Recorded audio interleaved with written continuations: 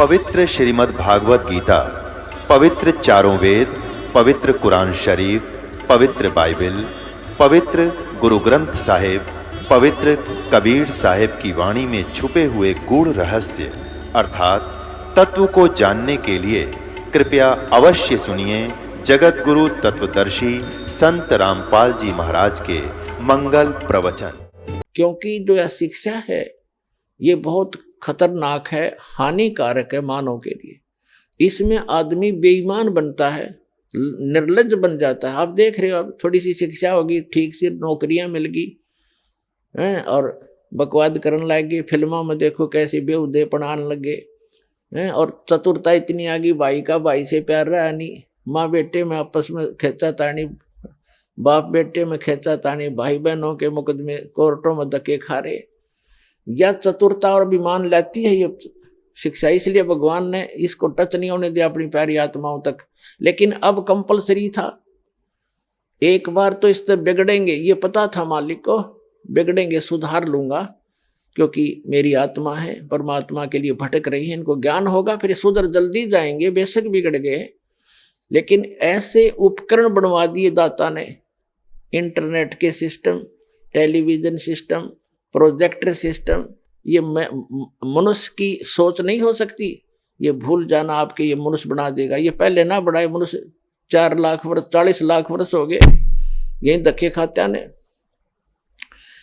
एक रेडू में, एक छोटी सी बैलगाड़ी में, और 6 खच्चर जोड़ के, ये घोड़े जोड़ के उसने घसीटे फिरा करते थे ईब तक। और अभी तक हमने देखा किसान परिवार में जन्म था दास का, कोई ऐसा औजार नहीं था जो फसल को ढंग से समय पर निकाल ले। एक झाड़ बोझड़ा काट के गेहूं को ऐसे डाल के, गेहूं को काट के उसको ऊपर बैलों समेत घुमाए जाया करते, 1 महीने में जाकर सेट होते थे। 100 मन गेहूं मुश्किल से निकलते थे। अरे 100 मन गेहूं काट दे घंटे में, कट कट कट कट वो मशीन चल पड़ी। तो कहने का भाव ये है कि परमात्मा ने इसको कलयुग नाम दिया है, इसमें मशीनरी से काम चलेगा। या मशीनरी भगवान ने दिमाग दिया जीव को। पहले ये मनुष्य यही थे, हमसे तो घने अच्छे थे, नेक व्यक्ति थे। पहले का इतिहास देखें तो कितने निर्मल आत्मा के व्यक्ति थे। तो कहने का भाव यह है, परमात्मा ने अब शिक्षा देना अनिवार्य समझा, और अब शिक्षा पाकर को छोटी सी पोस्ट बन गई, कोई IAS IPS, या कोई मंत्री MLA बन गया, या कोई जज बन गया। अब धरती तोल रखी सबने, सुनते नहीं, अपने से बड़ा किसी समझते नहीं।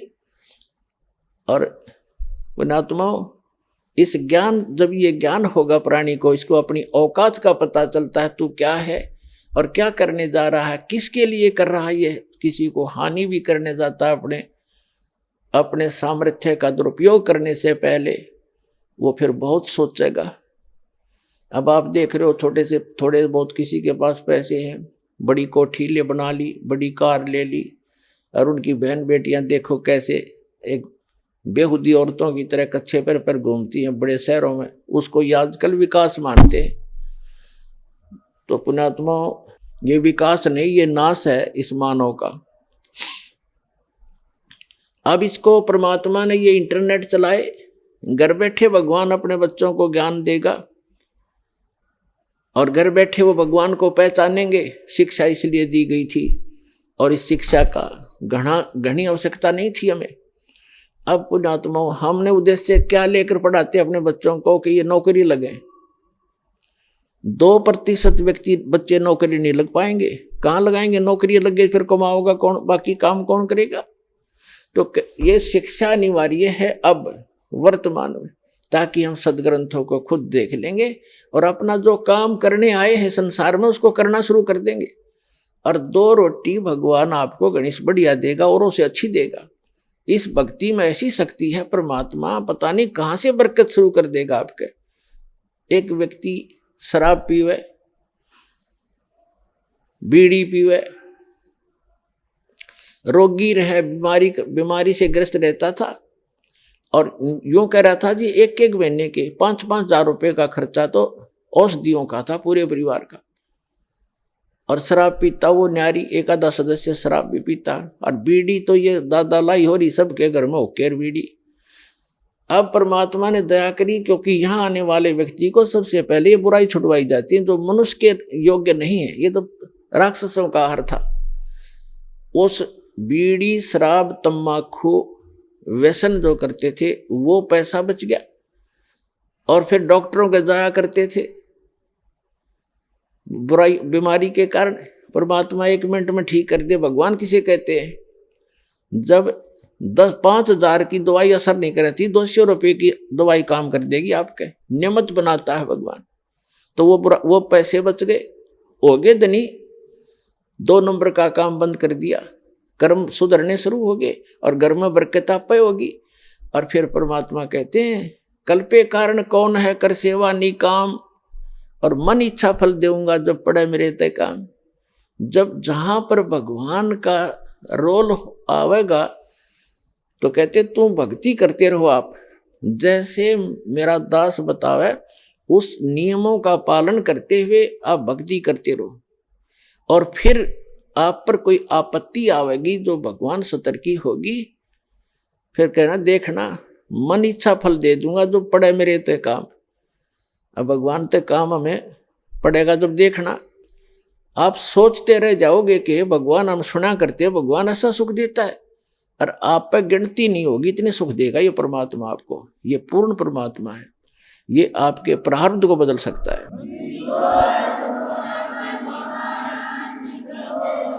तो क्या बताते हैं परमात्मा के चारों युग में मेरे संत पुकारे, और कूक कहा हम हेल रे, हीरे माणक मोती बरसे ये जग चुगदा ढेल रे। हम सत साधना और तत्व ज्ञान रूपी हीरे मोतियों की वर्षा कर रहे हैं कि बच्चों ये भक्ति करो, इससे आपको घना लाभ होगा। और हमारी बात को ना सुनकर इन नकली संतों, गुरुओं, आचार्यों, शंकराचार्यों की बातों पर आरूढ़ हो चुके हो तुम, ये कंकर पत्थर इकट्ठे कर रहे हो जिनकी कोई वैल्यू नहीं होगी भगवान के दरबार में। पर भी लेन जात है दुनिया, हमारा ज्ञान किने ना सुनिया। अब पर भी लेन जाते हैं, कहीं हरिद्वार पर कुंभ का मेला भर गया, और कहीं इलाहाबाद में लग गया, या कहीं और गया जी प्रयाग में कुंभ के मेले भरते हैं ये, और वहां पर भी लेकर कल्याण चाहते हैं। परमात्मा कहते हैं जहां आप स्नान करने जाते हो उस पर भी के समय कल्याणार्थ वो आपसे पहले वह मेंढक, मच्छी और कछुए पहले ही विद्यमान है, उनका कल्याण ना हुआ आज तक, वो वही धक्के खा रहे। तो परमात्मा कहते हैं पर भी लेन जात है दुनिया, हमरा ज्ञान किने ना सुनिया। अब आगे बताना चाहते हैं परमात्मा के चारों युग में हम मेरे संत पुकारे, जिनको भगवान मिले उनमें से कौन कौन है? आदरणीय गरीबदास साहिब जी, आदरणीय धर्मदास साहिब जी, आदरणीय मुल्कदास साहिब जी, आदरणीय नानक साहिब जी, आदरणीय दादू दास साहिब जी, आदरणीय गरीबदास साहिब जी गांव छुड़ानी जरा झज्जर वाले हरियाणा वाले, आदरणीय गीसा दास साहिब जी गांव खेखड़ा जिला मेरठ उत्तर प्रदेश वाले, और आदरणीय स्वामी रामानंद जी काशी वाले, इनको वो परमात्मा मिले, इस दास को मिले। और पुण्यात्मा उन्होंने क्या बताया आकर के कि जैसे आदमी अभी आपको आज का जो सत्संग है, आज का जो समागम है वो किस उपलक्ष्य में है? दास अभी तक ये भूमिका ही बना रहा था। आज के सत्संग को आगे बढ़ाने के लिए आज का जो समागम है ये इस उपलक्ष्य में है कि इस जैसे फाल्गुन सुदी द्वादशी, फाल्गुन मास के उतरते की चांदनी द्वादशी दवास को दिन के लगभग 10 बजे वो परमात्मा अपने विधान अनुसार अच्छी आत्माओं को मिलते ही हैं, उनका विधान है ये, उस परम पिता का वेदों में प्रमाण है ये। वो परमात्मा अपने सतलोक से चलकर आए, जो काशी में धानक रूप में रहा करते थे, 120 वर्ष रहे थे। सहशरीर आए थे, मालिक के कमल के फूल पर प्रकट हुए थे कबीर भगवान। वो परम अक्षर ब्रह्म सत्य पुरुष एक शिशु रूप धारण करके काशी शहर के बाहर एक सरोवर में कमल के फूल के ऊपर आके विराजमान हुए थे, नवजात शिशु का रूप धारण करके। एक नीरू नीमा नाम के निसंतान व्यक्ति थे, पति पत्नी थे। वो स्नानार्थ गए थे, उस तालाब पर प्रतिदिन जाया करते थे और वहां उनको परमात्मा ने वो परमात्मा स्वयं बालक रूप में मिले। वो बड़े खुश हुए और उसका प्रत्यक्ष दृष्टा थे एक अष्टानंद नाम के ऋषि। ये देख रहे थे कि आकाश से प्रकाश का गोला आया, जबरदस्त, बहुत ज्यादा तेज था उसका, और अष्टानंद जी की आंखें एकदम बंद होकर खुली। जब आंखें बंद हुई तो उसने क्या देखा कि कोई बालक है। जैसे सूर्य की तरफ आप कभी नजर दृष्टि करते हो तो आपकी आंखें उस तेज को सहन नहीं कर सकती, आप एकदम बंद कर लेते हो या साइड में करते हो। तो क्या देखते हो कि सूर्य का प्रकाश रहित आकार का गोला सा आपको दिखाई देता है, गोलाकार दिखाई देता है। वो प्रकाश रहित होता है उसका, और उसका आकार दिखता है। ऐसे ही ज्यों ही उसने उस प्रकाश का गोला जो बहुत दूर देखा था ऊपर से आता हुआ बड़ी स्पीड से, जैसे तारा सा टूटता है, अष्टानंद ऋषि की आंखें बंद हो गई। आंखें बंद होते ही उसने क्या देखा कि एक शिशु रूप दिखाई दिया, प्रकाश रहित आकार शिशु का। दोबारा आंखें खोली तो क्या देखा कि उस जिस सरोवर के ऊपर वो बैठा साधना करने की चेष्टा कर रहा था स्नान करके, उसी के एक कोने में जाकर वो प्रकाश सिमट गया। फिर अंधेरे में उसको कुछ नहीं देखा, क्योंकि सुबह सुबह ब्रह्म मुहूर्त का समय था। वो चला गया उठ के अपने गुरु जी के पास उसका संग का समाधान कराने के लिए कि आज मैंने ये क्या देखा गुरुवर। उनके गुरु जी थे स्वामी रामानंद जी। तो नीरुनिमा नाम के वो निसंतान दंपति थे, वो उठाकर ले गए। उनके घर परवरिश होने से 25 दिन तक परमात्मा ने कोई आहार नहीं किया, ना जलपान किया। वो चिंतित हो गए दोनों पति पत्नी। फिर परमात्मा ने कुंवारी गाय का दूध पीना प्रारंभ किया। परमात्मा की दया से ही उस कुंवारी बछिया ने दूध देना शुरू किया, गाय की बछिया। ये अलग से विषय है जो आज सत्संग दास शुरू करने जा रहा है, उसके वापस हटकर आते हैं। वही परमात्मा 120 वर्ष वहां रहे और 5 वर्ष की आयु में बड़े बड़े विद्वान, प्रकांड विद्वानों के छक्के छुड़ा दिए परमात्मा ने। इस तत्व ज्ञान के अंदर एक ही प्रश्न किया करते थे उन विद्वानों से, कौन ब्रह्मा का पिता है, कौन विष्णु की माँ, और शंकर का दादा कौन है, पंडित जी दे बता। सबकी टाएं टाएं फीस हो जाती थी। ये तो अजरो अमर हैं, इनके कोई माता पिता नहीं है। और हमारे सदग्रंथों में लिखा है।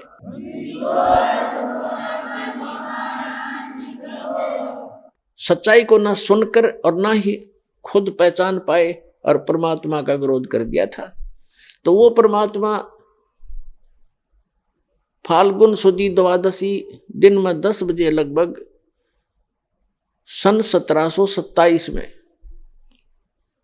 और संवत 1784 में, क्योंकि आदरणीय गरीबदास जी का जन्म संवत 1774 में हुआ था, वैशाख के अंदर, और सन 1717 में। और परमात्मा आकर मिले जब वो 10 वर्ष के थे, सन 1727 में। 10 वर्ष के गरीबदास साहिब जी कौन थे, थोड़ी सी जानकारी देते हैं। गरीबदास साहिब जी का मूल गांव है करौथा, जहां पर अपना एक छोटा सा आश्रम था जो इन दुष्ट लोगों ने सुहाया नहीं, जिनकी रोजी रोटी बंद हो गई थी झूठों की, और वहां झूठा प्रचार करके जनता को भ्रमित किया, मुख्यमंत्री को भ्रमित किया, क्योंकि वो भी आर्य समाजी है। और दास के ऊपर झूठे आरोप लगा के और झूठे केस में जेल में डाल दिया और उसको आश्रम को ग्रहण कर लिया। फिर भी परमात्मा कहते हैं कि साच को आंच नहीं होती। परमात्मा आई कोर्ट ने हमारे हक में फैसला कर दिया सन 2009 में मुख्यमंत्री आर्य समाजी और आर्य जो हमारा विरोध कर रहे थे, आर्य प्रतिनिधि सभा हरियाणा वाले, वो दोनों मिलकर सुप्रीम कोर्ट पहुंच गए। देख इनकी अकल मारी जा रही। कोई बात हो, अरे हम तो सत्य और असत्य की लड़ाई लड़ रहे हैं, ज्ञान और अज्ञान का झगड़ा, ज्ञान का जवाब ज्ञान से देना चाहिए। अब सुप्रीम कोर्ट में ऐसा मुंह पे थप्पड़ मार दिया परमात्मा ने उनके 8 वकील, 6 तो सरकार के, 2 उनके टॉप मोस्ट वकील कर रखे। हमारा ओरिजिनल वकील भी नहीं जा रहा था, उसको कोई काम हो गया अचानक, और परमात्मा के बच्चों को आश्रम दिवा दिया। इससे बड़ा चमत्कार पुण्यात्मा कोई नहीं हो सकता।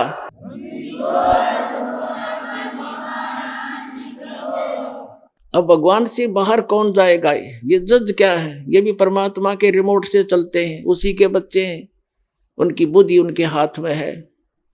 1 सेकंड में सच्चाई को ऊपर ला दिया। अरे पुण्यात्मा, हमने उस आश्रम की आवश्यकता भी ना रही थी, क्योंकि वहां पर तुम्हारी गाड़ियां भी ना खड़ी हो सारी। जब आज हमारी व्हीकल चले जाओ, व्हीकल भी ना हो उसमें, वो तो ऑड्डेक रह गया। लेकिन इनकी जात का बेड़ा पट गया कि इसे मुख्यमंत्री होया करें। राजा को चाहिए दोनों तरफ की बात सुनकर जब डिसीजन लेना चाहिए। एक तरफ जुआ जुड़ जा, तो ये कलयुगी राजाएं हैं। पुराने राजाओं का आप हिसाब लाओ। रामचंद्र जी राजा थे अयोध्या के, वो किसी मंत्री या किसी अपने साथी की बात में विश्वास नहीं करते थे, भगवान से डरने वाले थे। यदि कोई ऐसी जटिल समस्या होती, वो स्वयं वेश बदल कर जाया करते थे और निष्कर्ष निकाल कर निर्णय लिया करते थे। राजकाल के राजा, उनकी पार्टी के 2 बात कह दे, फलाना ऐसा है, दकड़ा ऐसा है, कर दो उसका नाश। लेकिन हमारे साथ भगवान है, हमारा विरोध करने वालों का नाश हो जाएगा। भगवान के बच्चों का नाश आज तक हुआ नहीं, हर ना होगा।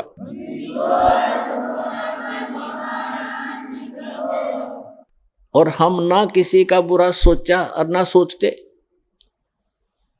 तो पुण्यात्माओं, ये गंदा लोक है। और अब और गंदे विचार हो गए हमारे। भगवान से डर रहा नहीं। और जब तक ज्ञान नहीं होगा अध्यात्म, तो भगवान से डरना छोड़ देता आदमी, और तभी मार खाता है। और ज्ञान होगा फिर, जैसे बच्चा छोटा सा होता है, वो कोई तार नीचे गिर गया हो लूज हो के, और वहां से कोई स्पार्क को ज्वाइंट हो, उसका स्पार्किंग हो रही है, उसको आतिशबाजी जानकर उसको भी पकड़ लेता छोटा बच्चा और मर जाता है। जब वो बच्चा सियाना होता है, उसका दिमाग सही काम करता है, तो फिर वो डर बताते हैं उसको कि इसमें बिजली हाथ मत लगाना। फिर वो बच्चा औरों को भी बचाता है कि इसके निकट ना जाना, स्पार्क है, बिजली है, इसमें मर जाएगा। आप भी बचाएगा, औरों को बचाएगा। तो इसी प्रकार जैसे कोई बच्चा कोई बोतल रखी है जिसमें विष हो, और वो लगा के मुंह को पी लेता, उसको पता ही नहीं, मर जाता है। तो पुण्यात्मा, जब उस बालक को ज्ञान होगा, बड़ा हो जाएगा, उसको लिखा है विष है, तो वो आप भी नहीं हाथ लाओ और दूसरों को भी नहीं लाने देगा कि इसके हाथ ना लगाना, इसमें जहर है। तो पुण्यात्मा, जो गलतियां आज हम कर रहे हैं, हम तत्व ज्ञान अध्यात्म ज्ञान की कमी के कारण वो विष पान कर रहे हैं, स्पार्क वाला तार पकड़ रहे हैं, रिश्वत लेकर और चोरी करके, जारी करके, मिलावट करके, और एक दूसरे को अपनी ताकत का दुरुपयोग करके सता के हम विष पान कर रहे हैं। और जब ज्ञान होगा, हाथ भी नहीं लावेंगे, चाहे कुछ भी हो, भूखे मर लेंगे पर बुराई नहीं कर सकते। जैसे कर का जहर का रंग होरी हो, कहो कौन तिस खावे राम रंग होरी हो। आदरणीय गरीबदास साहिब जी को परमात्मा मिले, फिर अध्यात्म ज्ञान दिया। आज उसी का प्रकरण चल रहा है, लेकिन बीच बीच में बहुत सी साइड कथाएं सुनानी पड़ती हैं, तभी सत्संग बनता है। आदरणीय गरीबदास साहिब जी को परमात्मा मिले थे, सचखंड लेकर गए थे, फिर वापस छोड़ा था। उन्होंने उस तत्व ज्ञान को प्राप्त किया परमात्मा से। परमात्मा ने उनकी आत्मा में कबीर जी ने पूरा अध्यात्म ज्ञान फीड कर दिया था। तब उन्होंने कहा था कि जैसे कर का जहर का रंग होरी हो, कहो कौन तिस खावे राम रंग होरी हो। कहते हैं आपके घर में होरी माने खुशी, जैसे आप होली मनाते हो, खुशी का दिन मनाते हो, कहते ये होरी नकली है। असली होली तो जब होगी तुम्हारे घर में भगवान की भक्ति होगी, सब दुख रोज टलेंगे। एक भक्त कह रहा था जी हमने 11 वर्ष हो गए आज तक कोई त्योहार नहीं मना लिया इस शरण में आए। जब इससे पहले क्या था कि ऐसे कभी तो घर में किसी भाई की मृत्यु होगी, कभी चाचा की होगी, कभी ताऊ की होगी, ताऊ के लड़के की होगी, कभी बहन का बटेऊ मर गया तो कभी बहन मर गई। तो ऐसे 11 वर्ष हो गया हमने कोई त्योहार नहीं मनाया, रोया करते बैठ के त्योहारों को। तो ये खाक त्योहार है। तो परमात्मा कहते हैं हमारी शरण में आओ, थारा रोज होली रहेगी। और जैसे बुराई तुम करते हो, जो बुराइयां करके धन संग्रह करते हो या किसी को सताते हो, ये तो ऐसा कर रहे हो जैसे जहर खा रहे हो। और जब आपको ज्ञान होगा तब कहते हैं जैसे किरका जहर का रंग होरी हो। किरका माने कण, विष का एक कण भी कहीं पड़ा हो और आपको पता हो ये विष है, और विष की क्वालिटी गुण को आप जानते ही हैं। कहते हैं उस कण को भी, अब तो आप मुट्ठी भर खा रहे हो, एक कण को भी आदमी नहीं खा सकता, इन्हें पता लग जाए ये विष है। तो अभी पता ही नहीं आपको ये विष है। तो ये जानकारी कराने के लिए सत्संग किया जाता है कि जो गलतियां आप कर रहे हो धनी बनने के लिए या लोग दिखावा करके लोक लाज में फंस गए, ये ना करो। और आपने यहाँ भी सुख मिलेगा। इस कबीर भगवान की शरण में आ जाओ। ये आपका पिता है, ये समर्थ है, आपके घर में सारे सुख देगा। तो इसलिए कहा है जैसे किरका जहर का रंग होरी हो, कहो कौन तिस खावे राम रंग होरी हो। तो फिर ये गलतियां कोई नहीं करेगा, जहर नहीं खाएगा। ये बुराई करना, चोरी करना, रिश्वतखोरी करना, मिलावट करना, किसी को सताना, आप दुख पालेगा। भक्त दूसरे को दुखी नहीं कर सकता। यह आत्माएं नहीं स्वीकारेगी आपकी इस ज्ञान के आधार से। तो क्रोथा का प्रसंग चला था, इसलिए आपको बताना पड़ा कि हमारा एक छोटा सा आश्रम था। इन दुष्टों को सुहाया नहीं, क्योंकि इनके ज्ञान की खाल उतार दी दास ने, अज्ञान की। इनसे भी आचार्यों की, शंकराचार्यों की, जितने भी मंडलेश्वर थे, ये डुप्लीकेट आदमी है, इनके पास तत्व ज्ञान नहीं है। और ये महर्षि दयानंद, ए भगवान, इतना नकली आदमी, इसका कोई ज्ञान प्रमाणित नहीं, इसकी कोई ग्रहणी करनी स्वस्थ नहीं, और इसको महर्षि मान करके आज तक हम आदर की दृष्टि से देखा करते थे। देखो आदमी तो मानो आदरणीय होता, लेकिन उसकी जो सीख थी वो आधार था कि वेदों अनुसार ज्ञान बता रहा हूं मैं, और सत्यार प्रकाश लिख दिया, वेद अनुसार लिखा मैंने। जब दास ने वेदों को देखा, इसलिए महर्षि दयानंद के ज्ञान को वेदों से मिलाया कि यदि इसका ज्ञान वेदों से मिलता हो, और कबीर भगवान का ज्ञान तो सर्व वेदों का निष्कर्ष है,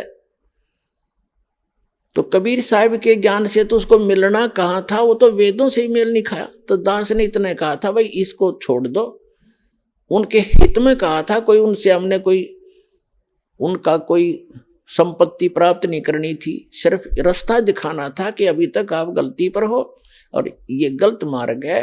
महर्षि दयानंद को वेद ज्ञान नहीं था। आप वेद को सच्चा मानते हो, वेद में ही देख लो। अब आम जनता जो आर्य समाजी है वो कौन है? हमारे भाई हैं, बहन हैं, मामा और बुआ के भाई बहन हैं, बेटियां हैं। लेकिन ये दुष्ट लोग हैं जो आचार्य, ये अपने स्वार्थवश उन्होंने ये सोचा कि यदि हमारे समाज के व्यक्तियों को इस सच्चाई का पता लग गया, सारे रामपाल के पास चले जाएंगे, इनका कल्याण हो जाएगा और तुम्हारी दुकान बंद हो जाएगी। ये उद्देश्य लेकर उन्होंने जुल्म ढा दिया। तो ये लोग कभी तैसी नहीं हो सकते, आज तक नहीं हुए ये लोग स्वार्थी। और दास ने परमार्थ में शीश दे रखा है, जेल चाहे जान जाओ, जेल की तो बात क्या है, पर इसको ऊपर लाकर छोड़ दूंगा। मालिक का साथ दास के है, सच्चाई को ऊपर लाऊंगा, पूरा विश्व का कल्याण होगा।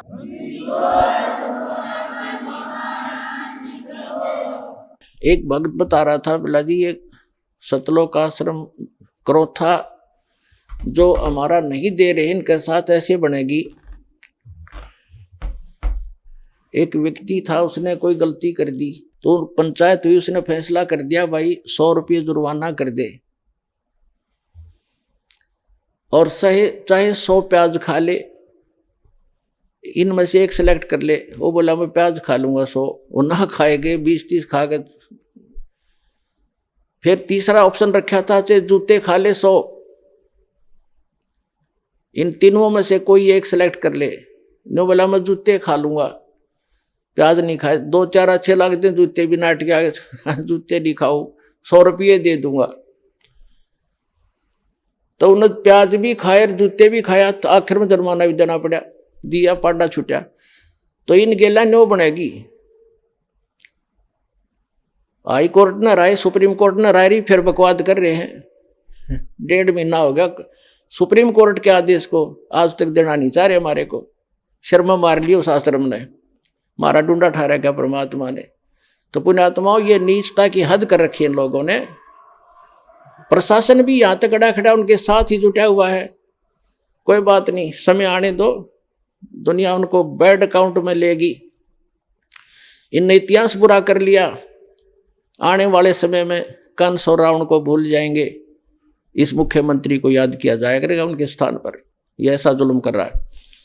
हमारा किसी से विरोध नहीं है, हम ना किसी राजनीति से को इच्छा रखते हैं, किसी राजनीतिक व्यक्ति से, ना राजनीति में हमारा हिस्सा है। हम एक धार्मिक संस्था चला रहे हैं और पूरे विश्व में जाएगा, इसको कोई रोक नहीं सकता। जैसे इस मार्ग का कोई विरोध करेगा, भगवान का मार्ग है ये, इसमें कोई बाधक बनेगा वो अंधा गधा होगा, अंधा गधा। जैसे एक समय एक अंधा गधा रेल की पटरी पर खड़ा हो गया और उसने देखा भाई गड़ गड़ गड़ होता आ रहा है, कोई तुझे डिस्टर्ब करने आ रहा है। जिधर से उसने आहट सुनी उधर दोनों पैर कर लिए पिछले और दलुत्ती पिना ली कि मुझे कोई छेड़ेगा। होता राजा बना खड़ा था बीच में, उसने ये नहीं मालूम था कि तू खुद गलत स्थान पर खड़ा है, को रेल के मार्ग में खड़ा है तू।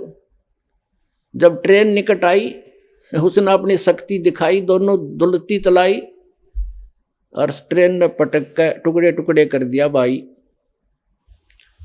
तो पुण्यात्माओं, इस परमात्मा कबीर जी के मार्ग में ये अंधे गधे हैं जो बाधक बन रहे हैं। समय आएगा परमात्मा इनको वो सजा देगा, याद रखेगा इनकी कई पीढ़ियों तक, और पूरा विश्व याद करेगा ऐसे जालिम लोगों ने जो भगवान के मार्ग में बाधा करते हैं। इन्हें मदद करनी चाहिए। ऐसा परोपकार हो रहा है, लाखों लोगों के सुख हो रहे हैं, बुराइयां छूट रही हैं, समाज की कुरीतियां दूर हो रही हैं, इनको एक आंख नहीं सुहा रही है। तो पुण्यात्मा, ये तो थोड़ा सा पिछला दर्द याद आ गया था, वो काढ़ा है दास ने और सच्चाई बताई है। अब सत्संग सुनाते हैं।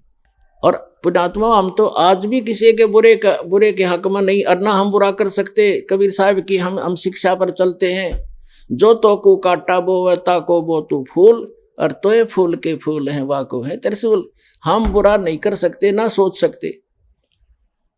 इतना जरूर है भाई, पागल कुत्ते से बचने के लिए लठोड़ी जरूर रखनी पड़े कि पागल कुत्ता काटे ना जा, मारा नहीं करते, दिखाण दो उसे। तो हम उस शिक्षा का पालन करते हैं। हमारा कोई बुरा करे हम सपने में भी नहीं सोच सकते, हमारे विधान में नहीं है। ना तो हम भी उसी माटी के बने हुए, हम भी गलती कर लेते, लेकिन हमारा भगवान रुस जाएगा अगर हमने किसी का बुरा किया। लेकिन वो कौन सा अंधा थोड़ा ही है। परमात्मा कहते हैं कि मेरे तो छानी है, उससे क्या चीज छुपा है वो सब जानते हैं। तो हम आज भी यदि वो आकर अक्षमा याचना करनी पड़ेगी एक दिन उनको, और नहीं तो भयंकर पाप के भागी हो जाएंगे। आज भी आकर वो अक्षमा याचना करेंगे और भक्ति करेंगे तो हम सहर्ष उनको आम बच्चों की तरह स्वीकार करेंगे।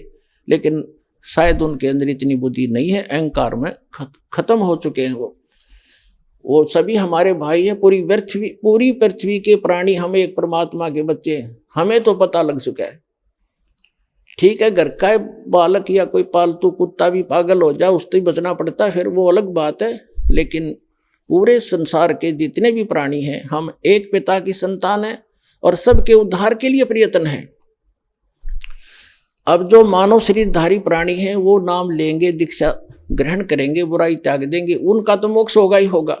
साथ में इस भक्ति, सत भक्ति, परमात्मा के दिए हुए इस अमृतवाणी के प्रचार से, और जो भक्त जाप करते हैं, सिमरण करते हैं, सुबह शाम दोपहर कि भगवान की वाणी उच्चारण करते हैं और हवन यज्ञ करते हैं, धर्म पुण्य करते हैं, इनसे पूरे वातावरण में परिवर्तन आ रहा है। पूरे वातावरण में पशु पक्षियों पर भी असर होगा। जैसे एक बच्चा जा रहा सिमरण करता हुआ भगवान का, बहन बेटी भाई बस में बैठा है, तो उसका असर आसपास के भी होगा। जैसे कोई बीड़ी पीकर छोड़ता है, वो तो सारा कुछ वो इसी में गड़बड़ हो रही है और आसपास को भी नुकसान करता है, वो साथ बैठे वालों को। इसी प्रकार जैसे कोई हलवा बनाता है, हलवा बनाने वाला तो खा रहा है, लेकिन आसपास के घरों में भी अच्छी महक जा रही है, उनको भी आनंद आ रहा है। तो इसी प्रकार जो सत भक्ति कर रहे हैं वो हलवा खा रहे हैं और उनके आसपास के मकानों में भी उसकी सुगंध अच्छी जा रही है। हर एक मीट पकावा है, आप भी मरे, दूसरों को भी बुरी बदबू जा उसकी। तो इस प्रकार जो सत भक्ति आप जी कर रहे हो, ये पूरे विश्व को लाभ होगा। पशु पक्षियों पर भी इसका असर होगा। जो परमात्मा की वाणी दास सुनाता है और आप उसको कोई सीडी में ले गया है, कोई मोबाइल में चला रहा है, कोई हल के पीछे पीछे भी मालिक की वाणी बोल रहा है, उससे बीज भी अच्छा उत्पन्न होगा। उस अन्न को भी जो खाएगा, ऐसे व्यक्ति के बोए हुए को खाने वाले पर भी उसका असर होगा।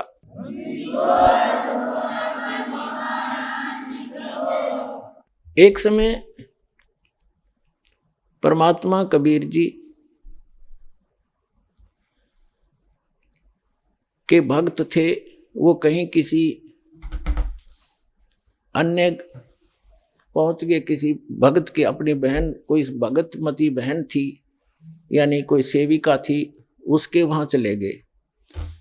परमात्मा के जाने के बाद ये अपने आप मनमुखी संत भी बन जाते हैं, लेकिन भक्ति करने से थोड़ी बहुत उनके अंदर वो साधु गुण अवश्य आ जाते हैं।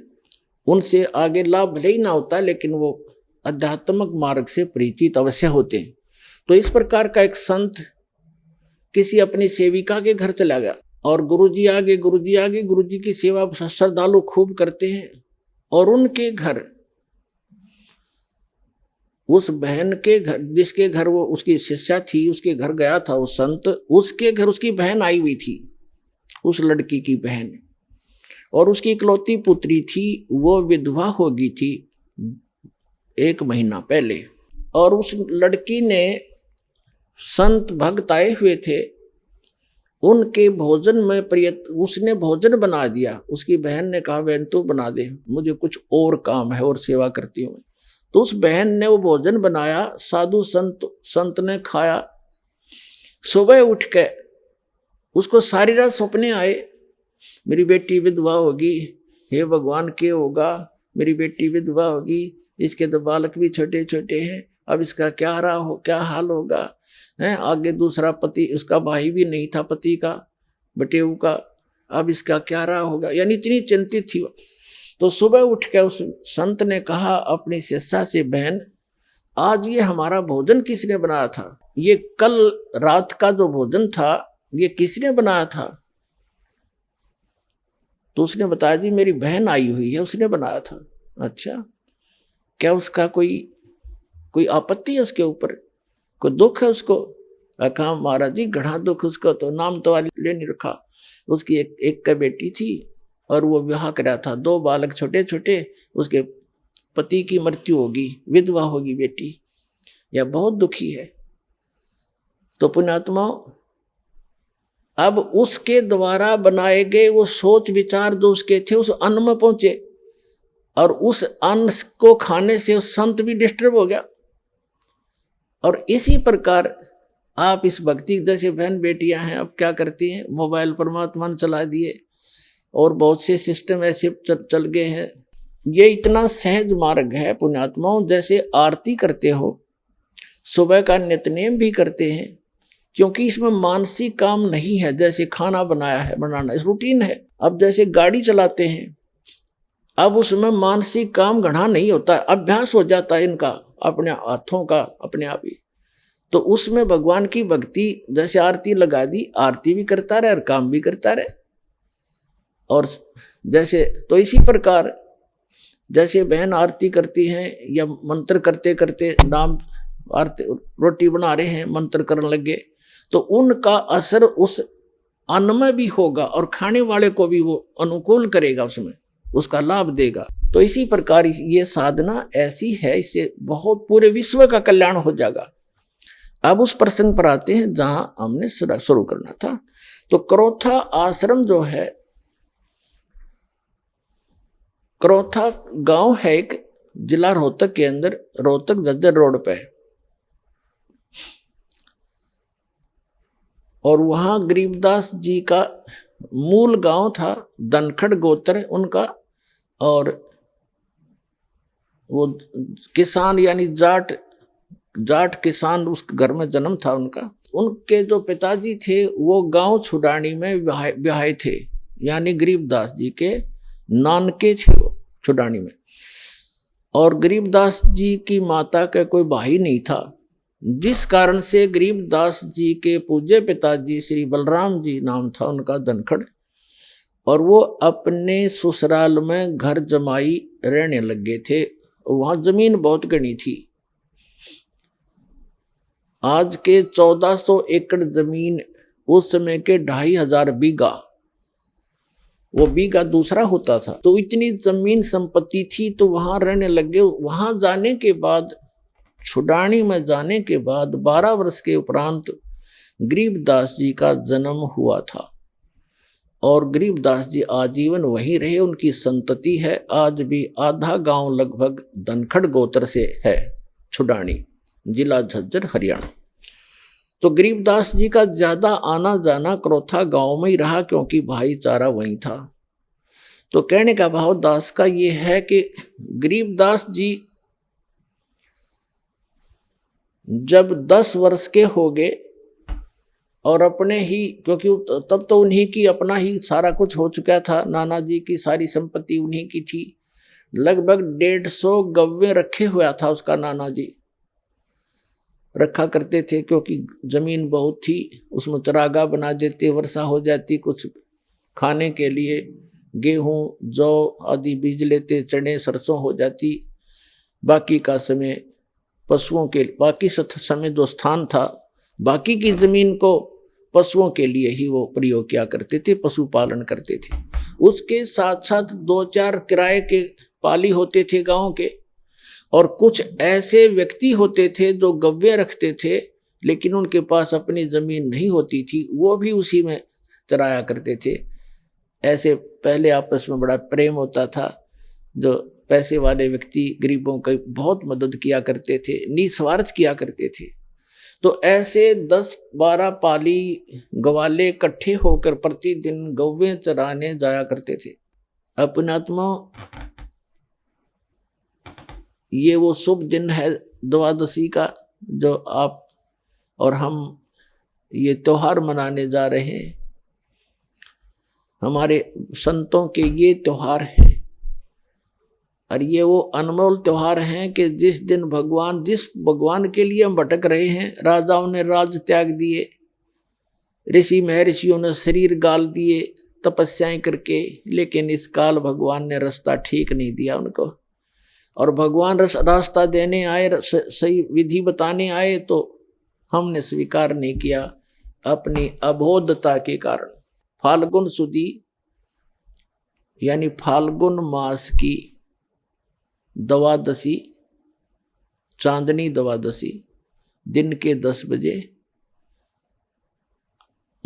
जो पाली, जैसे आजकल आप देख रहे हो बाहर धूप खूब हो जाती है, तो गव्वें चर रही थी, वो सभी 10-12 पाली इकट्ठे होकर के खाना खा रहे थे। सुबह सुबह का बखत से चले जाते थे लेकर के 6 बजे, 7 बजे, 5 बजे पशुओं को, 10 बजे से वहां अपना खाना खा रहे थे, लगभग खाना खाने ही वाले थे। तभी परमात्मा आए सतलोक से, एक महात्मा, जिंदा महात्मा का रूप बना के, और थोड़ी सी दूरी पर, 500 फुट की दूरी पर आसमान से आकर वहां पृथ्वी पर अवतरित हुए।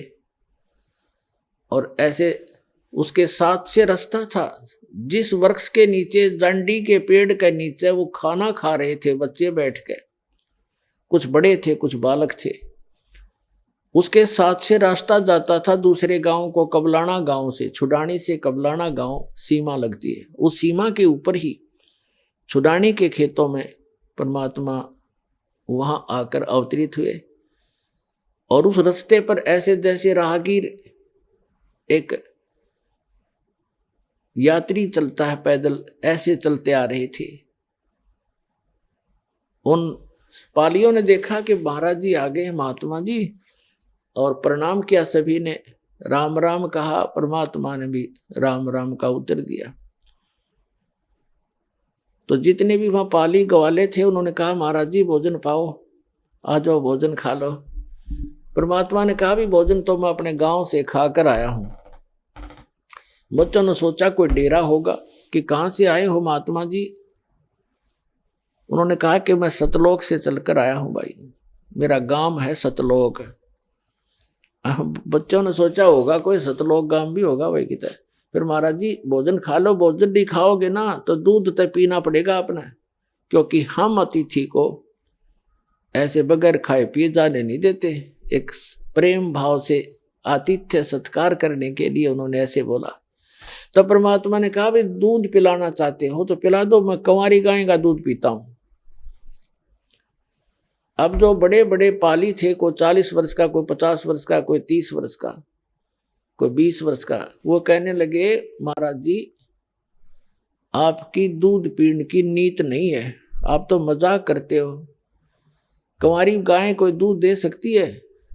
गाय तो जिसको बच्चा हो चुका हो, लागड़ गाय ही दूध दे सकती है। परमात्मा बोले भाई देख लो, यदि दूध पिलाना है तो कंवारी गाय का पीता हूं। तब गरीबदास जी खड़े हुए, 10 वर्ष के बालक थे। कहते पिछले तप से होत हैं पूर्ण हंस मुराद। पिछले संस्कार से प्रेरणा बनती है। जो आप यहाँ पहुंचे करोथा में ऐसे नहीं आते। इस ज्ञान को दुनिया सुनने लग रही है और कह लाखों लोग करोड़ों लोग सुनते हैं और कौन पहुंच पाते हैं। पिछले जब से होत है पूर्ण हंस मुराद। पिछले संस्कारों से ये सब काम मनोकामनाएं पूर्ण हुआ करती हैं। तो एकदम खड़े हुए जैसे बालक लीला करते हैं, अबोध बालक सा। एक गाय थी, बछिया थी उनकी, एक बहुत प्रिय। उसके गले में एक छोटा सा रस्सा बांध रखा था। उस रस्से को पकड़ के ले आए, वो साथ साथ चल पड़ती थी गरीबदास जी के। जहाँ ले जाता तो वह ऐसी शरीफ सी थी। और वो गाय थी 1-1.5 वर्ष की, दूध छोड़ रखा था माँ का पीना, अभी नए दूध हो ही नहीं थी वो, यानी गर्भ नहीं धारण किया था, सांड ने टच नहीं की थी, अनब्यावर कहते हैं उसको। वेदों में ऋग्वेद मंडल नंबर 9 सूक्त नंबर 1 मंत्र 9 में यही स्पष्टीकरण दिया है कि जब वो परमात्मा आता है तो कंवारी अभियधन्या धेनु शृणंती, मतलब कंवारी गाय से उसके परिवर्ष की लीला होती है और कंवारी गाय का दूध पीता। तो उन्होंने कहा भाई, गरीबदास जी ने कहा देखो महाराज जी इसका बालक तो बच्चा तो है नहीं कोई, हैं छोटे छोटे थन सतन है इसके, या दूध कैसे देगी। तो परमात्मा ने कहा, खड़े वह बछिया खड़ी थी और ऐसे थपकी मारी, लंबे लंबे सतन हो गए। और कहा परमात्मा ने कि कोई सफेद कोई पात्र लाओ साफ। तो मिट्टी के पात्र होते थे, उनको मांझ धोकर रखा हुआ था, जैसे लस्सी का ले जाते हैं, वो उन्होंने खाली कर लिया था, धो भी लिया था। कहने लगे ये ला पात्र, इसके नीचे रख ले भाई। गरीबदास जी नीचे बैठ गए। कबीर परमात्मा ने कमर पर थपथपी लगा दिया, आशीर्वाद दिया बछिया को।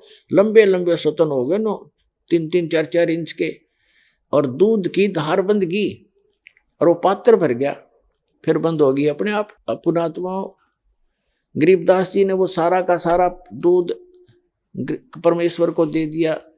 परमेश्वर ने थोड़ा सा पिया और फिर कहा ले बच्चों पी लो, ये अमृत है, इस लोक से नहीं, ये मेरे सतलोक से आया है। लेकिन जो बड़े अपना बुद्धिमान मानने थे, अकलबंद मानने थे, वह कहने लगे हम ना पीवा, पाप का दूध है। तंत्र जंतर मंत्र करके कुंवारी बछिया का निकाल दिया, हम ना पीवा कुंवारी बछिया का दूध, ये तो पाप का दूध है। और तेरी जात का पता नहीं तो कौन सी जात का है, तेरा जूठा कदे भी ना पीवा मैं। तब गरीबदास जी ने कहा 10 वर्ष के बालक ने, ला मुझे दो भगवान, आपका अमृत कब कब प्राप्त हो हमें। तो पुण्यात्माओं ये कहते हैं पालने में पूत के पैर पहचान हो जाती है। बचपन से ही उसमें कुछ ऐसे विलक्षण गुण होते हैं जो पुण्यात्मा होती हैं। ऐसी पुण्यात्माओं को परमात्मा आकर मिलते, उसका विधान है ऋग्वेद मंडल नंबर 9 सूक्त नंबर 86 मंत्र 26 और 27 में, ऋग्वेद मंडल नंबर 9 सूक्त मंत्र 82 मंत्र 1 2 3 में, ऋग्वेद मंडल नंबर 9 सूक्त 20 के मंत्र 1 में, ऋग्वेद मंडल नंबर 9 सूक्त 54 के मंत्र 3 में, ऋग्वेद मंडल नंबर 9 सूक्त 94 के मंत्र 1 में, ऋग्वेद मंडल नंबर 9 सूक्त 95 के मंत्र 2 में, ऋग्वेद मंडल नंबर 9 सूक्त 1 मंत्र 9 में, ऋग्वेद मंडल नंबर 9 सूक्त 96 के मंत्र 16 से लेकर 20 में यही प्रमाणित किया है कि वो परमात्मा ऊपर के लोक में रहता है, सह शरीर है, नर आकार है, सिंहासन की तरह राजा की तरह सिंहासन पर विराजमान है, वहां से गति करके आता है, सह शरीर आता है, अच्छी आत्माओं को मिलता है, उनको उपदेश देता है, ज्ञान देता है, सत्य भक्ति बताता है, और यहाँ कवियों की तरह आचरण करता हुआ घूमता है, वाणी के द्वारा अपना महिमा गाता है, लोकोक्तियों के माध्यम से, दोहों के माध्यम से, जिस कारण से एक प्रसिद्ध कवियों में से भी एक प्रसिद्ध कवि का की उपमा उपाधि भी प्राप्त करता है, लेकिन वो होता है भगवान।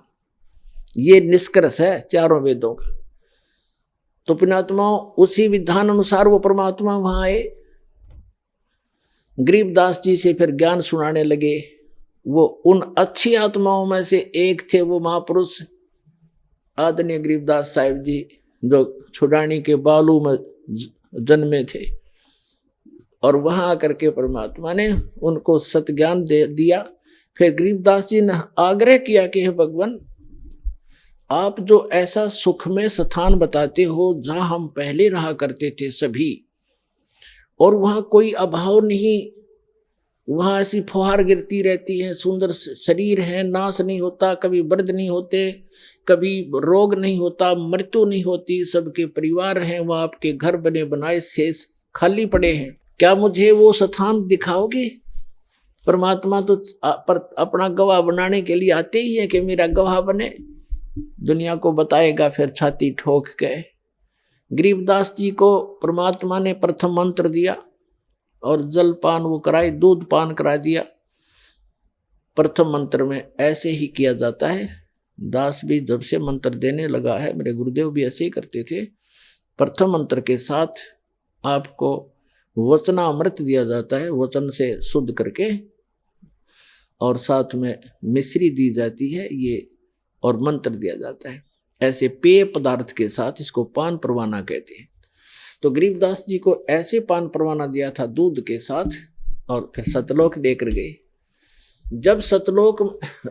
जब गरीबदास साहिब जी जा रहे थे, धर्मराज का लोक दिखाया, ब्रह्मा विष्णु महेश का लोक दिखाया, और एक कॉमन स्वर्ग था वो दिखाया, ब्रह्मलोक दिखाया। ब्रह्मलोक के अंदर परमात्मा ने दिखाया कि एक नकली सतलोक, नकली अलखलोक, नकली अगमलोक और अगम अनामी लोक। इस काल ने झूठी रचना करवा रखी है जीव को भ्रमित करने के लिए। और फिर धर्मराज के दरबार में लेकर गए, फिर ऊपर गए, सारा कुछ दिखा करके सतलोक में जब पहुंचे परमात्मा 12वां द्वार पार करके। आइए अब हम उन श्रद्धालुओं के अनुभव जानते हैं जो जगत गुरु तत्वदर्शी संत रामपाल जी महाराज जी से दीक्षा प्राप्त कर चुके हैं तथा उनके द्वारा बताए गए भक्ति मार्ग पर चल रहे हैं। नमस्कार जी। नमस्ते जी। क्या नाम है जी आपका? मेरा नाम भारती कोरी। भारती जी, आप कहाँ से हैं? मैं बिलासपुर छत्तीसगढ़ से हूँ। संत रामपाल जी महाराज से नाम दीक्षा आपने कब ली? मैंने संत रामपाल जी महाराज जी से नाम दीक्षा 6 जनवरी 2019 में ली। संत रामपाल जी महाराज से नाम दीक्षा लेने से पहले आप क्या भक्ति साधनाएं करती थी? संत रामपाल जी महाराज जी से जुड़ने से पहले मैं जो सब लोग करते हैं, जो परंपरागत भक्ति साधना है, ब्रह्मा विष्णु महेश जी की, शिव जी की, दुर्गा जी की और हनुमान जी की, इन सब की भक्ति करती थी। तो फिर क्या कारण बना कि आप संत रामपाल जी महाराज की शरण में आईं? सर ऐसा है कि पहले जैसे जब हम शादी नहीं हुई थी तो हम उतना ज़्यादा मतलब ये कर्म कांड वाली भक्ति नहीं करते थे, है ना, बस परमात्मा दिल में है ये मानते थे। लेकिन जैसे ही जब शादी हुई और मेरे ससुराल तरफ से हमने देखा कि उन लोग बहुत ही भक्ति में व्रत भी ये सब, और मेरे घर में भी करते थे पर मुझे इतना नहीं करती थी।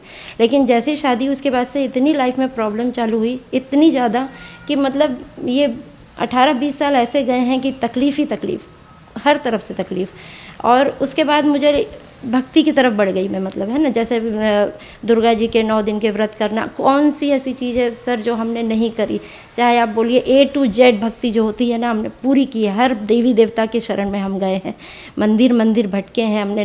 मंगलवार को, शनिवार को हनुमान जी में जाके प्रसाद चढ़ा रहे हैं, चोला चढ़ा रहे हैं, कहीं दुर्गा जी के 9 दिन के व्रत करके रतनपुर में जा रहे हैं। मतलब बहुत कठिन से कठिन जो भक्ति होती है ना, सुबह 5 बजे उठ के सूरज भगवान को जल दे रहे हैं, पेड़ों की तक पूजा कर डाली, 5 पेड़ लगा के उनको गमले में, उनकी रोज़ सरसों का तेल जलाई, हर तरह की भक्ति कर चुकी थी।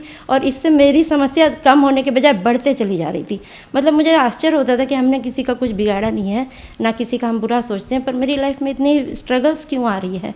और सब कुछ ठीक था, मतलब मेरे हस्बैंड एक पुलिस जॉब में इंस्पेक्टर थे और उनकी अच्छी पोस्ट थी, कोई आर्थिक समस्या भी नहीं थी हम लोगों को। लेकिन घर में बहुत चिक चिक होती थी, बहुत मतलब कोई कलह रहती थी, और एक दूसरे के साथ मतलब जो अंडरस्टैंडिंग होनी चाहिए वो नहीं होती थी। उसके बाद फिर वो जब उनकी परेशानी बड़ी, मतलब जैसे उनको बीमार हुए, वो उनको हार्ट अटैक आया था, तो उसके बाद से उनकी सेहत गिरती चली गई। और उसके बाद मेरे माता पिता एक्सपायर हो गए। अब जब मेरे माता पिता एक्सपायर हुए, यहाँ पर हस्बैंड बीमार हो गए, हम लोग आर्थिक रूप से भी बहुत परेशान थे और कोई कहीं से कोई सपोर्ट भी नहीं था। उसके बाद हस्बैंड की भी डेथ हो गई। जब उनकी डेथ हुई तो हम तो बिल्कुल ही बेसहारा हो गए, क्योंकि मेरे साथ मेरे 2 बच्चे हैं, मेरे बेटा और बेटी और मैं, और हम 3 के अलावा हमारा मतलब ऐसा लगता था कि जैसे दुनिया में कोई है ही नहीं, क्योंकि कोई हमें पूछने वाला नहीं था, कोई हमें मतलब किसी एक पैसे की मदद नहीं कर रहा था। जबकि सब जानते थे कि ये लोग 8 साल से जो आर्थिक उससे जूझ रहे हैं, वो चीज़ के लिए हमें कोई हेल्प कहीं से नहीं मिली, किसी ने नहीं की। हमें एक्सपायर हो गए। उसके बाद से तो जैसे कि हम लोग के ऊपर पहाड़ टूट पड़ा, क्योंकि हम जानते हैं कि हमारा इस दुनिया में मेरे पति के सिवा तो कोई था ही नहीं। अब तो बिल्कुल ही अकेले हो गए और आर्थिक रूप से इतने कमज़ोर हो गए थे कि 0 बैंक बैलेंस था, कुछ नहीं था हम लोगों के पास, कर्ज में डूब चुके थे पूरी तरह, है ना। इसके बाद मेंटल मॉरल सपोर्ट तक नहीं था किसी का हमारे पास। और जब संत रामपाल जी महाराज जी की शरण में बस हमने एक ही चीज़ सोची मैंने कि अब बस परमात्मा कहाँ हो आप, अगर आप हो तो आप ही हमें संभालोगे। और मैंने सब चीज़ छोड़ दी, क्योंकि पूजा पाठ से मुझे कुछ लाभ तो मिला ही नहीं था। वो सब छोड़ के हमने सिर्फ संत रामपाल जी महाराज जी को फॉलो करना शुरू किया, उनके सत्संग सुनना शुरू किया, उनके बारे में मतलब मेरे सिस्टर ने मतलब मुझे संत रामपाल जी महाराज जी के बारे में बताया था भोपाल से, वो और जीजा जी जुड़े थे, और वो मुझे 3 साल पहले ज्ञान गंगा पुस्तक दे चुकी थी कि आप इस पुस्तक को पढ़िए, आपकी जीवन में समस्याएं वो दूर होंगी। पर मैं नहीं मानती थी, मतलब मुझे पता नहीं कि विश्वास नहीं हो रहा था कि पुस्तक में ऐसा क्या है जो ये लोग जुड़ गए, और शायद मैं भी मतलब उस वशीभूत होकर जुड़ जाऊँ, मुझे ऐसा लग रहा था। तो मैं उस वजह से उसको हाथ नहीं लगाती थी। लेकिन जब परेशानी बहुत बढ़ी तो अचानक, जैसे मैं बम्बई की, मेरी सिस्टर, मेरा मायका बम्बई में ही है, तो मेरी बहन और हम ऐसे ही चले गए कि नामदान केंद्र जाकर आते हैं, और उन्होंने भी थोड़ा सत्संग सुने तो बोला नहीं ज्ञान बहुत अच्छा है, सुनना चाहिए। तो थोड़ा समझा और नामदान केंद्र गए और संत रामपाल जी महाराज जी से नाम दीक्षा ली। जैसा कि आपके बताए अनुसार आप पर दुखों का पहाड़ टूटा हुआ था, तो क्या संत रामपाल जी महाराज से नाम दीक्षा लेने के बाद आपको लाभ मिले?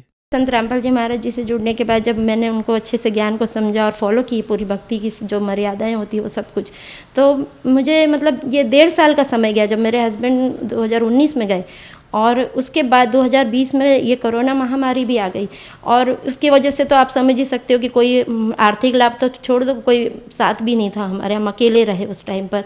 लेकिन हमें हर समय पता नहीं कहाँ से परमात्मा ने हमें मदद की और हमारी ज़रूरतें पूरी होती रही। जब मेरे हस्बैंड मतलब चले जाने के बाद जो हमें आर्थिक परेशानी का सामना करना पड़ रहा था, और पेंशन भी नहीं हमारी हुई थी, ना अनुकंपा नियुक्ति का कोई ठिकाना था, मतलब किसी प्रकार की कोई आर्थिक मदद जो विभाग से मिलनी चाहिए उसके लिए बहुत दिक्कत हो रही थी। पेंशन के लिए मेरे घर से, मेरे मतलब इन लॉज के घर से ही इन लोगों ने कुछ, उनके थोड़े राजनीतिक अच्छे संबंध है, सोर्स है, मतलब पावर है, उसका इस्तेमाल करते हुए उन्होंने उधर रोक दिया था। तो वो हमको मिल नहीं पा रही थी। हम लोग बहुत परेशान हो रहे थे। हम कोई भी सरकारी काम जानते नहीं थे। हम तीनों जन सुबह से निकलते थे, कैसे हर विभाग के चक्कर मारते थे, कभी कभी खाना भी खाए पिए नहीं रहते थे। और अपने आप हमको नहीं पता, परमात्मा इतनी प्रेरणा करता था, वो खुद ही हमें बताता था। जैसे दिमाग में आता था आज इससे मिलना है, आज उस अधिकारी से मिलना है। और वो करके जब मैंने बहुत आस छोड़ दी कि कहीं से कुछ नहीं हो रहा है, तो उसके बाद मैंने अपने संत रामपाल जी महाराज जी के यहाँ पे अरदास लगाई कि मालिक यही है परेशानी, क्योंकि अब बच्चों को भी पढ़ाई लिखाई भी रुक रही थी और बहुत तकलीफ़ भी हो रही थी। तो वहाँ पर से हमको जब जवाब आया कि मालिक दया करेंगे, तो सच में मालिक ने दया की। मुझे घर बैठे, आप यकीन नहीं करेंगे, मुझे घर बैठे पता चला कि स्पंदन सेल कुछ होता है पुलिस विभाग में, जहाँ पे हमको अपनी कंप्लेन देनी रहती है। वहाँ पे कंप्लेन दी। मेरा इतने जल्दी डीजी सर ने खुद आगे होके इतने जल्दी मेरा पूरा मामला को बहुत जल्दी, बहुत 15 दिन के अंदर मुझे सब कुछ पूरा निपटा के दिया। पेंशन भी मिली, मुझे अनुकंपा नियुक्ति मिली। आज मैं भी पुलिस विभाग में एसआई के उसमें पोस्ट पे काम कर रही हूँ। अनुकंपा नियुक्ति मिली है मुझे मेरे पति के स्थान पर। और आज हम लोग अपना सर उठा के अपने पैरों पे खड़े हैं, जी रहे हैं अच्छे से। संत रामपाल जी महाराज जी की दया से ये सब कुछ हुआ है, ये चमत्कार। और शारीरिक लाभ तो हुए ही हैं। जैसे बीच में हमको कोरोना हो गया था, तो जब कोरोना हुआ हम तीनों को और एक साथ हुआ, तो हम लोग एक दूसरे की देखभाल भी नहीं कर पा रहे थे, ना पानी देने वाला तक कोई नहीं था। ऐसे समय में हम परमात्मा को याद करते थे कि मालिक बस आपकी मर्जी, जैसी आपकी मर्जी। तो परमात्मा की दया से बस एक व्हाट्सएप पे मैसेज बस मैंने डाला था एक भगतमती को कि बीमार हूँ, और ये भी नहीं बताया था कि कोरोना है। पर वो भगतमती ने पता नहीं कहाँ बताया, और जो संत रामपाल जी महाराज जी हैं उन लोगों ने घर पे परमात्मा ने संत रामपाल जी महाराज जी की दया से घर पर हमारे भोजन पहुंचाए, हमारी दवाई पहुंचाई, हमारे लिए फल फ्रूट पहुंचाए, हमारा पूरा ध्यान रखा। जब तक हम ठीक नहीं हो तब तक हमें फ़ोन आके सब पूछते थे कि आज आपने भोजन किया है कि नहीं, आपका सेहत कैसी है। तो ये तो मालिक ही कर सकते ना। संत रामपाल जी महाराज से नाम दीक्षा लेने के बाद आपको बहुत सारे लाभ प्राप्त हुए। संत रामपाल जी महाराज के बारे में एक आम धारणा ये भी है कि उनसे उनके अनुयायी अंधश्रद्धा के तहत जुड़ते हैं। आप एएसआई हैं, एएसआई की पोस्ट पर काम कर रही हैं, तो क्या ये बात सही है? क्योंकि आपको सुनकर ऐसा नहीं लगता कि आप संत रामपाल जी महाराज से अंधश्रद्धा के तहत जुड़ी हों। नहीं, अंधश्रद्धा से हम नहीं जुड़े हैं, क्योंकि श्रद्धा और भक्ति तो हमने बहुत कर ली थी, है ना। लेकिन जब हमने ये ज्ञान समझा, ज्ञान से जुड़े हैं हम। जब हमने ज्ञान समझा, हमारे तो पैरों तले जमीन खिसक गई, क्योंकि हमें पता चला कि हम जो भक्ति साधना करें, हम सोचते थे हम भगवान को कर्ज करते हैं। ज़्यादातर लोग भगवान को ब्लेम करते हैं कि हम ये कर रहे हैं, वो कर रहे हैं, भगवान है ही नहीं। पर भगवान तो है ही नहीं। लेकिन हमें जब यही संत रामपाल जी महाराज जी ने हमारे सदग्रंथों से ये बताया हमें कि हमारे ग्रंथों में लिखा हुआ है कि हम जो भक्ति कर रहे हैं वो शास्त्र विरुद्ध है, इसलिए हमको लाभ कहाँ से होंगे? हम कुछ गलत कर रहे हैं जो हमें नहीं करना चाहिए। और उन्होंने हमें बताया कि परमात्मा कौन है, कैसे मिलेगा, उनको पाने की विधि क्या है, उनको पाने का सही भक्ति विधि क्या है, मोक्ष का मार्ग क्या है। जब ये पता चला तो ये तो दुख जो हमारे थे वो तो चलो साथ चल रहे थे, मगर हमारे तो जैसे कांटो बदन में बोलते ना, खून नहीं, ये समझ में आया कि अरे हम तो बहुत ही गलत भी कर रहे थे इसके साथ साथ, इसीलिए तकलीफें इतनी बढ़ रही थी। और जब हमें पता चला कि ये शास्त्र अनुकूल साधना देते हैं, संत रामपाल जी महाराज जी जो हैं वो शास्त्र अनुकूल साधना देते हैं। हमारे सारे सदग्रंथों, यहाँ तक कि वो कुरान, बाइबल, गीता, हमारे जो 18 बोध, 6 शास्त्र, 4 वेद और ये 5वां सूक्ष्म वेद है जो हम तक पहुंचा नहीं था, ये तक संत रामपाल जी महाराज जी ने खोल कर बता दिया है, हम लोगों को ज्ञान दिया है। और वो प्रमाणित ज्ञान देते हैं। उस प्रमाणित ज्ञान को देखकर ही मैंने इस भक्ति में आगे बढ़ी हूँ और मुझे इसमें लाभ ही लाभ मिले हैं। संत रामपाल जी महाराज से नाम दीक्षा कैसे ली जा सकती है? संत रामपाल जी महाराज जी से नाम दीक्षा बड़ी आसानी से मिल जाती है, वो भी बिना किसी पैसों के निःशुल्क शिक्षा मिल जाएगी। जब सत्संग चलते हैं संत रामपाल जी महाराज जी के चैनल पर, उसमें नीचे पट्टी चलती है पीली, उस पर सारे फ़ोन नंबर्स लिखे रहते हैं, उन पर कॉल करके नामदान केंद्रों के बारे में आप जान सकते हैं और ले सकते हैं नाम दीक्षा। धन्यवाद जी। धन्यवाद।